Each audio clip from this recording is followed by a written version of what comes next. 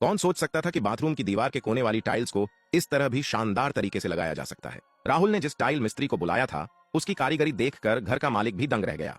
उसने कहा कि इस काम ने तो पूरे बाथरूम को महंगे इंटीरियर जैसा लुक दे दिया। तैयार नतीजा देखकर मालिक इतना खुश हुआ कि उसने लड़के को 200 रुपए एक्स्ट्रा इनाम भी दे दिए। सबसे पहले उस कारीगर ने एक चौकोर टाइल निकाली और उस पर तिरछी लाइन खींची। फिर एंगल ग्राइंडर की मदद से लाइन के अनुसार कट लगाकर टाइल को 2 हिस्सों में बांट दिया, जिससे 2 त्रिकोण आकार की टाइलें बन गईं। आगे काम आसान करने के लिए उसने त्रिकोण के लंबे किनारे को हल्का बेवल कट दिया। इसके बाद उसने उन दोनों टाइलों को दीवार के कोने में एक सीधी और एक उल्टी दिशा में फिट किया, जिससे एक मजबूत शेल्फ तैयार हो गया। फिर ऊपर बची खाली जगहों को चौकोर टाइल्स से भर दिया। लेकिन असली और सबसे जरूरी काम अभी बाकी था। कारीगर ने शेल्फ के किनारों पर गोंद लगाया और लंबी पतली टाइल्स चिपकाकर उसकी फिनिशिंग की।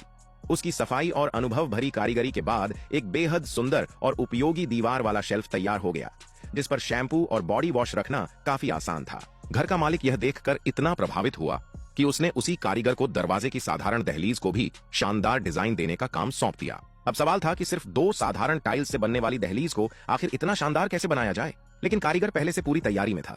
उसने पहले बची हुई बड़ी टाइल को पतली स्ट्रिप्स में काटा, फिर उन छोटे टुकड़ों के दोनों सिरों को त्रिकोण आकार में काटकर बीच के डायमंड शेप के साथ जोड़ दिया, जिससे एक अनोखा डिजाइन तैयार हो गया। इसके बाद कारीगर ने माप लेकर एक काली टाइल निकाली जो पूरे डिजाइन का सबसे अहम हिस्सा थी।